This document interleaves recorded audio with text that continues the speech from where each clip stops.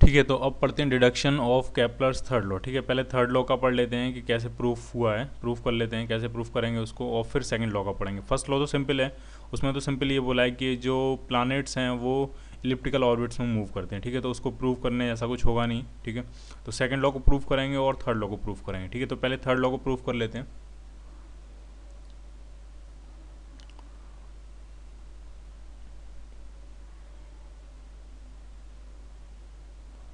ठीक है, तो पहले कुछ चीज़ें आपको समझ लेनी है। ठीक है, जैसे हमने कहा कि जो प्लैनेट्स हैं वो सन के अबाउट इलिप्टिकल ऑर्बिट में मूव करते हैं। ठीक है, तो इलिप्टिकल ऑर्बिट का ऐसा नहीं है कि बहुत ज़्यादा डिस्टॉर्टेड ऑर्बिट्स नहीं होते हैं, ऑलमोस्ट सर्कुलर होते हैं, थोड़े से डिस्टॉर्टेड होते हैं। ठीक है, बहुत ज़्यादा डिस्टॉर्शन नहीं होता उनमें। ठीक है, जैसा कि हमने बनाया कि हमने ये बना दिया, मान लिया ये एलिप्स है, ऐसे एलिप्स नहीं है, ऑलमोस्ट सर्कल है, सर्कल से बस थोड़ा सा डिस्टॉर्टेड होते हैं। ठीक है, तो हम इस थर्ड लॉ को प्रूव करने के लिए ना हम क्या करेंगे, एक अप्रोक्सीमेशन लेंगे, और वो अप्रोक्सीमेशन ये है कि हम प्लानट का जो ऑर्बिट है वो कैसा मान लेंगे, वो मान लेंगे कि वो सर्कुलर है। ठीक है, तो एक सर्कल बना लेते हैं।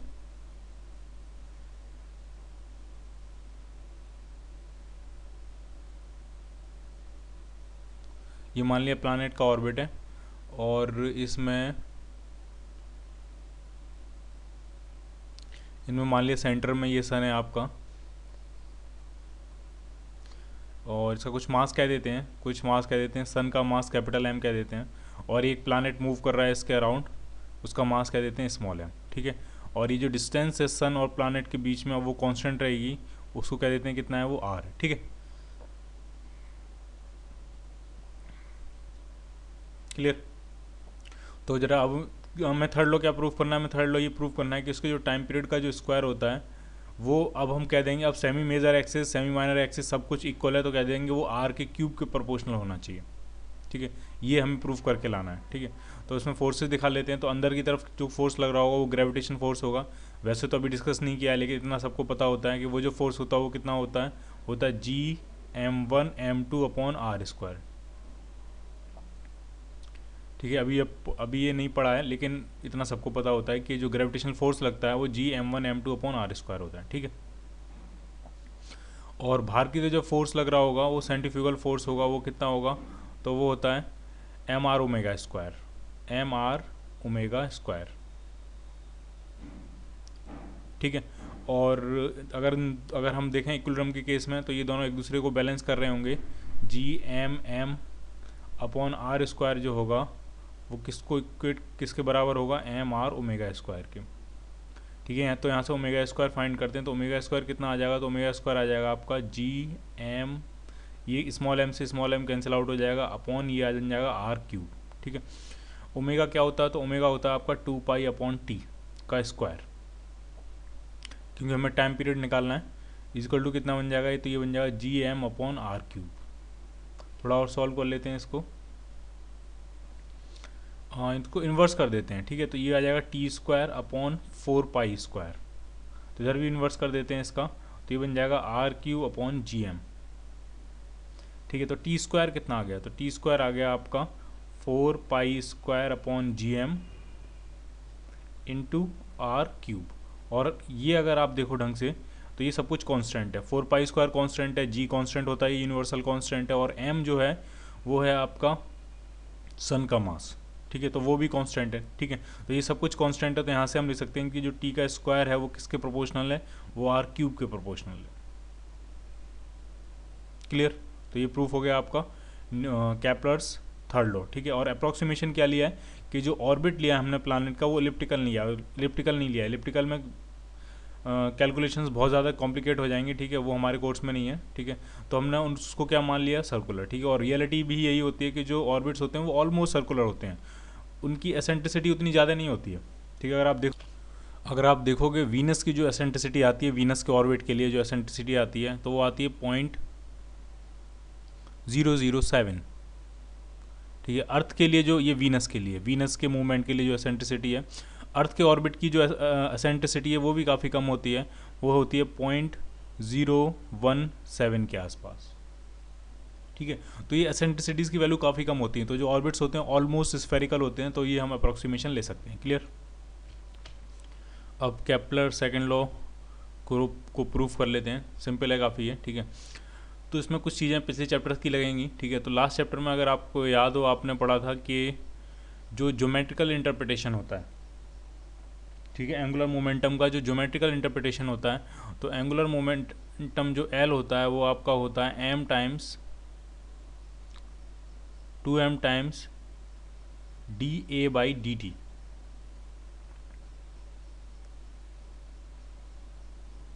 एल है किसी कोई पार्टिकल है वो मूव कर रहा है, तो एल है उसका किसी पॉइंट के अबाउट एंगुलर मोमेंटम। ढंग से समझना, जैसे कोई पार्टिकल है m मास का पार्टिकल किसी v स्पीड से मान लिया कहीं मूव कर रहा है, ठीक है, v की वेलोसिटी से, और किसी पॉइंट के अबाउट हम एंगुलर मोमेंटम फाइंड कर रहे हैं, तो ये उस पार्टिकल का पोजीशन वेक्टर हो जाएगा वेक्टर r। ढंग से समझना है इसको। इस पॉइंट o के अबाउट मान लिया हम एंगुलर मोमेंटम फाइंड कर रहे हैं, ठीक है। तो वो जो एंगुलर मोमेंटम होगा वो किसके बराबर होगा, वो होगा 2m टाइम्स dA/dt। अभी dA/dt क्या है, तो जैसे ये पार्टिकल आगे बढ़ेगा तो इसका जो पोजीशन वेक्टर है वो एरिया जो स्वीप करेगा, तो जिस रेट से ये एरिया स्वीप कर रहा है वो है आपका dA/dt। यानी ये है dA/dt क्या है, ये है एरियल वेलोसिटी, ठीक है। dA/dt क्या है, ये है आपकी एरियल वेलोसिटी। फिर से समझो आप इसको ढंग से। कोई m मास का पार्टिकल है, v की वेलोसिटी से मूव कर रहा है, ठीक है। किसी पॉइंट o के अबाउट हमने उसको एंगुलर मोमेंटम फाइंड किया है, ठीक है। तो जो एंगुलर मोमेंटम होता है वो होता है m times r cross v, ठीक है, m times r cross v, ठीक है। तो वो जो होता है एंगुलर मोमेंटम वो किसके बराबर होता है, वो होता है 2m टाइम्स dA/dt। 2m तो क्लियर है, m उसका मास है, 2 है, dA/dt क्या है, ठीक है। तो जब ये मूव करेगा तो इसका ये जो पोजीशन वेक्टर है पार्टिकल का, जिस पॉइंट के अबाउट हम एंगुलर मोमेंटम फाइंड कर रहे हैं, उसके रिस्पेक्ट में जो पोजीशन वेक्टर है वो जो एरिया स्वीप कर रहा होगा, जिस रेट से एरिया स्वीप कर रहा होगा वो है आपका dA/dt, ठीक है। तो वो क्या है, वो है एरियल वेलोसिटी। उसको हम क्या कहते हैं, उसको हम कहते हैं एरियल वेलोसिटी, ठीक है। तो अगर आप इस रिलेशन में ढंग से देखो, अगर मान लिया किसी पॉइंट के अबाउट किसी का एंगुलर मोमेंटम कांस्टेंट हो, चेंज ना कर रहा हो, टाइम के साथ क्या हो, कांस्टेंट, किसी भी पॉइंट के अबाउट, ठीक है। तो जब एंगुलर मोमेंटम कांस्टेंट है तो उसी पॉइंट के अबाउट, उसी पॉइंट के रिस्पेक्ट में जो पोजीशन वेक्टर होगा उसकी एरियल वेलोसिटी कांस्टेंट होगी, क्योंकि एंगुलर मोमेंटम इटसेल्फ किसके बराबर है, 2m टाइम्स एरियल वेलोसिटी। अगर एंगुलर मोमेंटम किसी पर्टिकुलर पॉइंट के अबाउट कांस्टेंट है, कंजर्व है, तो उसी पॉइंट के अबाउट उसके रेडियस वेक्टर की, उसके पोजीशन वेक्टर की जो एरियल वेलोसिटी होगी वो भी क्या रहेगी, कांस्टेंट रहेगी, ठीक है। तो वही कंसेप्ट आपको यहाँ लगाना है, ढंग से समझना है। ये मान लिया सन है यहाँ पे और ये प्लैनेट मूव कर रहा है, ठीक है, और ये पोजीशन वेक्टर है प्लैनेट का, पोजीशन वेक्टर है वेक्टर r, ठीक है। तो एक चीज़ आप ढंग से समझो, प्लैनेट और सन के बीच में जो फोर्सेस लग रहे होंगे वो ग्रेविटेशनल फोर्स होगा, ठीक है। तो प्लैनेट पे जो ग्रेविटेशनल फोर्स लग रहा होगा उसकी डायरेक्शन ये होगी, FG कह देता हूँ मैं इसको, ठीक है। अब बस आप मुझे ये बताओ कि सन के रिस्पेक्ट में क्या प्लैनेट पे कोई टॉर्क लग रहा होगा, टॉर्क ऑन प्लैनेट किसके रिस्पेक्ट में, विद रिस्पेक्ट टू सन। सन के रिस्पेक्ट में क्या प्लैनेट पे कोई टॉर्क लग पा रहा होगा, फोर्स तो लग रहा है, फोर्स तो लग रहा है, ग्रेविटेशनल फोर्स लग रहा है, क्या टॉर्क लग पा रहा होगा, तो टॉर्क जीरो होगा। क्यों जीरो होगा प्लैनेट पे, वो इसलिए जीरो होगा क्योंकि इस ग्रेविटेशन फोर्स की जो लाइन ऑफ एक्शन है वो इटसेल्फ कहाँ से पास कर रही है, सन से, ठीक है। तो टॉर्क का फॉर्मूला क्या होता है, टॉर्क होता है force into perpendicular distance, r cross f होता है, ठीक है। तो ये जो फोर्स है वो इटसेल्फ कहाँ से पास कर रहा है, फोर्स पास कर रहा है सन से, सन के अंदर से पास कर रहा है, सन के सेंटर से पास कर रहा होगा, ठीक है। तो परपेंडिकुलर डिस्टेंस कितनी होगी, तो परपेंडिकुलर डिस्टेंस तो जीरो हो गई, तो टॉर्क भी कितना हो गया, जीरो, ठीक है। और टॉर्क जीरो होता है, टॉर्क ही किसके बराबर होता है, टॉर्क ही होता है आपका dL/dt के बराबर। जैसे फोर्स होता है dP/dt के बराबर, वैसे टॉर्क होता है dL/dt के बराबर। L क्या है, एंगुलर मोमेंटम, ठीक है। तो dL/dt भी क्या हो जाएगा, जीरो, क्योंकि टॉर्क क्या है, जीरो। और ये किसके रिस्पेक्ट में हो रहा है एंगुलर मोमेंटम, ये एंगुलर मोमेंटम है प्लैनेट का, लेकिन किसके रिस्पेक्ट में, विद रिस्पेक्ट टू सन। और dL/dt जीरो है, इसका मतलब सीधा सा मतलब हुआ कि उसका जो एंगुलर मोमेंटम होगा वो क्या होगा, एक कांस्टेंट, क्योंकि कांस्टेंट का ही डेरिवेटिव क्या होता है, जीरो, ठीक है। कांस्टेंट का डेरिवेटिव क्या होता है, जीरो। और अगर एंगुलर मोमेंटम कांस्टेंट है इसका मतलब उसकी जो एरियल वेलोसिटी होगी dA/dt वो भी क्या हो जाएगी, कांस्टेंट। और यही क्या है आपका केपलर सेकंड लॉ, कि जब प्लैनेट मूव करता है सन के अबाउट तो सन और प्लैनेट को मिलाने वाली ये जो लाइन है, या फिर हम इसको बोल रहे हैं position vector of planet with respect to sun, ये इक्वल टाइम में इक्वल एरिया स्वीप करता है, ठीक है। तो dA/dt भी क्या हो जाएगा, कांस्टेंट। फिर से समझ लो आप, प्लैनेट पे लगने वाला जो फोर्स है वो सन के सेंटर से पास कर रहा है, तो उस फोर्स का टॉर्क जीरो हो जाएगा, पहला पॉइंट। दूसरा पॉइंट, टॉर्क जीरो है तो टॉर्क किसके बराबर होता है, टॉर्क होता है rate of change of angular momentum, यानी dL/dt, तो वो जीरो हो जाएगा। किसी का डेरिवेटिव तब जीरो होता है जब वो क्वांटिटी कांस्टेंट होती है, इसका मतलब एल क्या हो जाएगा, कांस्टेंट। और एल होता क्या है, एल होता है 2m टाइम्स एरियल वेलोसिटी। तो जब एल कांस्टेंट है तो एरियल वेलोसिटी भी क्या हो जाएगी, कांस्टेंट, ठीक है। और केप्लर्स सेकंड लॉ यही है कि प्लैनेट के पोजीशन वेक्टर की जो एरियल वेलोसिटी होती है वो टाइम के साथ वेरी नहीं करती, वो कांस्टेंट रहती है। क्लियर। अब पढ़ते हैं न्यूटन्स लॉ ऑफ ग्रेविटेशन, ठीक है। पहले इसको समझ लेंगे फिर इसको लिख लेंगे, ठीक है। तो ये सिंपली ये कहता है कि यूनिवर्स में कोई से भी दो पॉइंट ऑब्जेक्ट्स अगर हैं तो वो एक दूसरे को अट्रैक्ट करते हैं सर्टेन फोर्सेस से, ठीक है।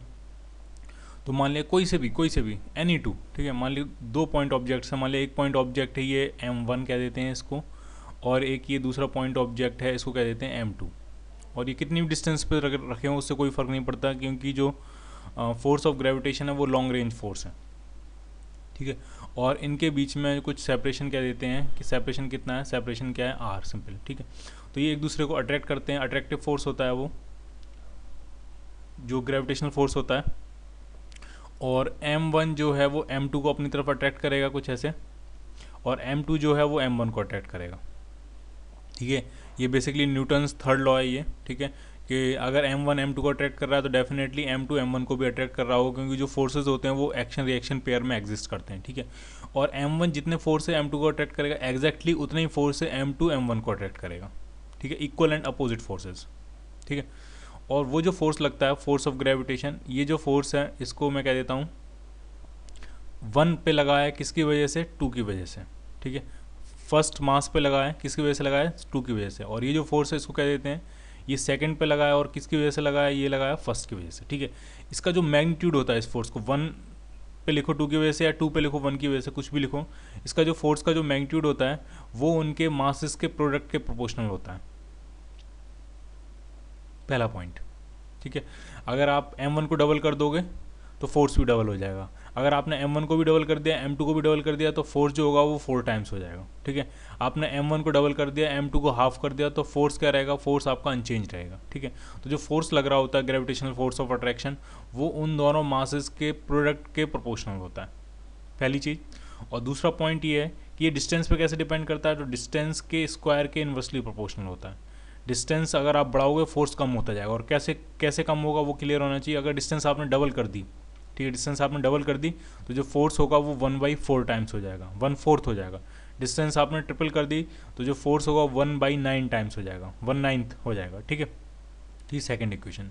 इन दोनों को कंबाइन अगर हम करेंगे तो फोर्स बन जाएगा आपका, फोर्स किसके प्रोपोर्शनल आ जाएगा, तो वो आ जाएगा m1 m2 अपॉन r²। और इसका जो प्रोपोर्शनलिटी कांस्टेंट होता है उसको यूनिवर्सल ग्रेविटेशनल कांस्टेंट कहते हैं, कैपिटल G से रिप्रेजेंट करते हैं, mg m1 m2 upon r²। Clear.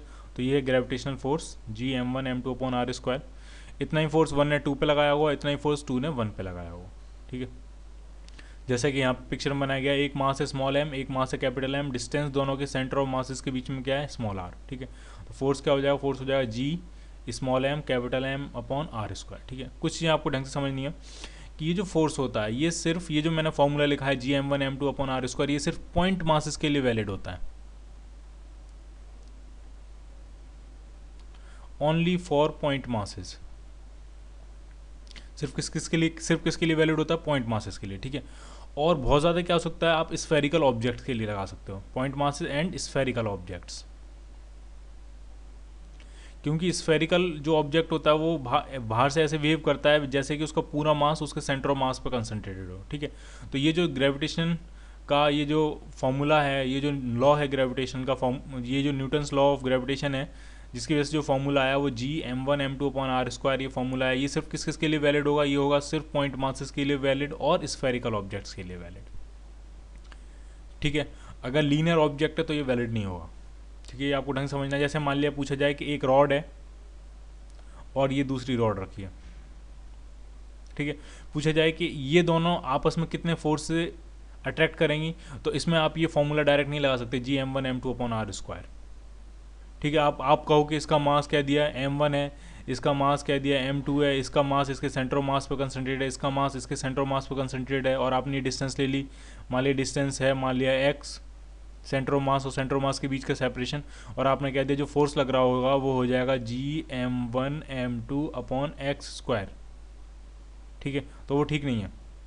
ठीक है, क्योंकि ये जो फॉर्मूला है ये सिर्फ किसके लिए वैलिड है, ये सिर्फ वैलिड है पॉइंट मासेस के लिए या फिर बहुत ज़्यादा स्फेरिकल ऑब्जेक्ट्स के लिए। ठीक है, ये लीनियर ऑब्जेक्ट्स हो, रेक्टेंगुलर ऑब्जेक्ट्स हो, इस तरह के ऑब्जेक्ट्स के लिए ये वैलिड नहीं है। ठीक है, क्लियर। तो इनको कैसे फाइंड करेंगे वो हम आगे देखेंगे, लेकिन अभी आपको इतना ध्यान रखना है कि ये जो फॉर्मूला है ये सिर्फ पॉइंट मासेस या फिर स्फेरिकल ऑब्जेक्ट्स के लिए वैलिड है। ठीक है, जी यूनिवर्सल कांस्टेंट है, यूनिवर्सल ग्रेविटेशनल कांस्टेंट, उसकी वैल्यू लिख लेते हैं। तो जी की जो वैल्यू होती है, जी होता है आपका 6.67 इंटू 10⁻⁻11, 6.67 इंटू 10⁻⁻11। ठीक है, और यूनिट क्या होती है तो वो आपको ढंग से देखना है। यहाँ से अगर हम जी फाइंड करेंगे, ढंग से देखना है, जी फाइंड करेंगे जी तो क्या आ जाएगा, फोर्स इंटू डिस्टेंस का square, F into R square ऊपर पहुँच जाएगा आर स्क्वायर, तो फोर्स इंटू डिस्टेंस का square divided by m1 into m2, तो उसकी जो यूनिट आएगी वो आ जाएगी newton into metre square, force into distance का स्क्वायर। ठीक है, divided by m1 into m2 है, तो m1 की को भी हम kg में लिखेंगे, m2 को भी kg में लिखेंगे, तो डिवाइडेड बाई kg का स्क्वायर। ठीक है, जी का डायमेंशनल फॉर्मूला आपको खुद से लिख लेना है। ठीक है, और वैल्यू आपको ध्यान रखनी है, जी यूनिवर्सल ग्रेविटेशनल कांस्टेंट है 6.67 into 10⁻⁻11 newton into metre square divided by kg square. ठीक है, और ये जो वैल्यू आई है जी की वैल्यू, वो कैवेंडिश, एक साइंटिस्ट थे कैवेंडिश, उन्होंने एक एक्सपेरिमेंट किया था, उसी को यूज़ करके ये जी की वैल्यू फाइंड की गई थी। ठीक है, तो आपको लिखना क्या है वो आप समझ लो। आपको लिखना है न्यूटन्स लॉ ऑफ ग्रेविटेशन, क्या लिखना है, तो आपको लिखना है every point mass in the universe attract every other point mass with a force. ठीक है, कोई से भी दो पॉइंट मास अगर आप यूनिवर्स में लोगे तो वो एक दूसरे को अट्रैक्ट कर रहे होंगे। ठीक है, कोई से भी दो पॉइंट मासेस, और जिस फोर्स से अट्रैक्ट कर रहे होंगे वो किसके डायरेक्टली प्रोपोर्शनल होगा, force that is directly proportional to the product of their masses. ठीक है, उन दोनों मासेस के प्रोडक्ट के प्रोपोर्शनल होगा, यानी एफ जो होगा, एफ किसके प्रोपोर्शनल होगा, m1 इंटू m2 के। ठीक है, and inversely proportional to the square of the distance between them. ठीक है, और किसके इन्वर्सली प्रोपोर्शनल होगा, डिस्टेंस के स्क्वायर के। ठीक है, क्लियर। तो ये जो है ये है न्यूटन्स लॉ ऑफ ग्रेविटेशन। ठीक है, और एक चीज़ आपको ध्यान से समझनी है, ये जो डिफाइन किया गया ये सिर्फ किसके लिए डिफाइन किया गया, ये डिफाइन किया गया है सिर्फ पॉइंट मासेस के लिए। क्लियर, ये सिर्फ डिफाइन किया गया है किसके लिए, सिर्फ और सिर्फ पॉइंट मासेस के लिए। लेकिन इस स्फीयर्स के लिए भी ये ट्रू हो जाता है, क्यों, it was shown that large spherically symmetric masses attract and are attracted as if all their mass were concentrated at their center। ठीक है, अगर कोई स्फेरिकल masses हैं तो वो ऐसे एक दूसरे को अट्रैक्ट करते हैं, या फिर ऐसे अट्रैक्टेड भी होते हैं जैसे कि उनका सारा मास कहाँ कंसंट्रेटेड हो, उनके सेंटर पे। ठीक है, तो ये जो फॉर्मूला हम लगाएंगे Gm1m2 अपॉन आर स्क्वायर, ध्यान रखना आपको ये सिर्फ और सिर्फ किसके लिए लगाना है, या तो पॉइंट मासेस के लिए या फिर स्फेरिकल सिमेट्रिकल जो ऑब्जेक्ट्स होते हैं उनके लिए, वो हॉलो स्फीयर भी हो सकता है, सॉलिड स्फीयर भी हो सकता है। ठीक है, सिर्फ इनके लिए। ठीक है, बाकी और किसी तरह का मास है तो हम इंटीग्रेशन की हेल्प लेंगे, कैसे करेंगे वो हम आगे देखेंगे। ठीक है।